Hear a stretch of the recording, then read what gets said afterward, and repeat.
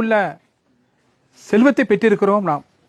ஆகவே தான் அல்லாஹ்வுடைய அந்த நியமத்துகளில் எந்த நியமத்தையும் நாம் என்ன செய்ய முடியாது, புறக்கணிக்க முடியாது. இந்த நியமத்தை எனக்கு தரலேன்னு சொல்ல முடியாது நாம். ஆனால் இவங்க சொல்லலாம், ஆனால் சொல்ல மாட்டாங்க.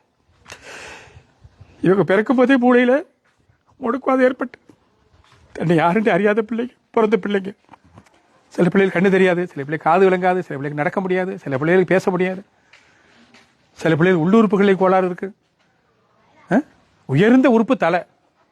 என்ன உயர்ந்த உறுப்பு மனுஷனுக்கு தலை தான். அதனால தான் தலைக்குள்ள நிறைய உறுப்புகளை வச்சிருக்கிறான். கண்ணு, காது, வாயு, காது எல்லா உறுப்புகளும் தலைக்குள்ள தான் இருக்குது. அந்த தலையிலேயே கொஞ்சம் கோளாறுன்னு சொன்னால் அந்த பிள்ளை என்ன செய்ய சொல்ல? இவங்க விரும்பி வந்தாங்களா? அது மாதிரி இல்லை. அல்லாஹ்வுடைய நாட்டம். நம்மளை போன்றவர்களுக்கு ஒரு பாடமாக, படிப்பினையாக இவர்கள் இருக்க வேண்டும் என்றுதான் அல்லாஹ் தஆலா இப்படிப்பட்ட குறைவுள்ள பிள்ளைகளால் படைச்சிருக்கிறான். இந்த குழந்தைகள் தாய் வயிற்றிலே பிறக்கும் பொழுதே இப்படி பிறந்தவர்கள் அவங்க. நீங்கள் நினச்சி பாருங்க, நம்ம அதனாபுரத்தில் பார்த்துருப்போம். ரோடுகள் இல்லை, தெருக்கள் இல்லை, ஈசிஆர் இல்லை, அங்கே எங்கெல்லாம் ஏன்னா எத்தனை முடியாதவங்க அப்படி ரோட்டை தெரியுவாங்க. அங்கிட்டு ஓடுவாங்க, அங்கிட்டு ஓடுவாங்க, காசு கேட்பாங்க, அங்கிட்டு போய் டீ கேட்பாங்க, அங்கிட்டு ஓடுவாங்க. அவங்கெல்லாம் பாருங்கள் நல்லா பிறந்தவங்க தான், நல்லா தாய் தேப்பத்தில் பிறந்தவங்க தான். இடையில அது மாதிரி ஒரு கோளாறு. அதை என்ன செய்கிறாங்க, அவங்க ரோடுகளில் தெரியுறாங்க. நிறைய பேர் கொண்டு விட்டுட்டு போயிடுறாங்க.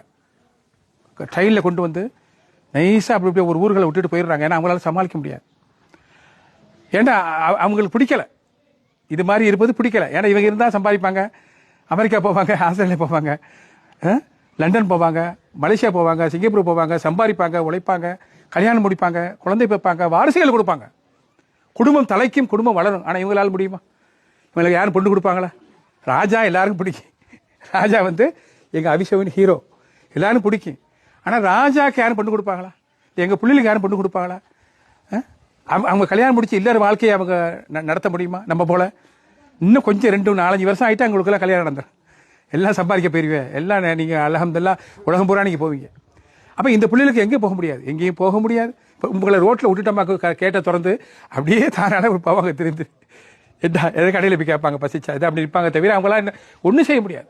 இப்போ 4 செவத்துக்குள்ள மத்தியில் இன்னைக்கு மணி அடித்தா சாப்பாடு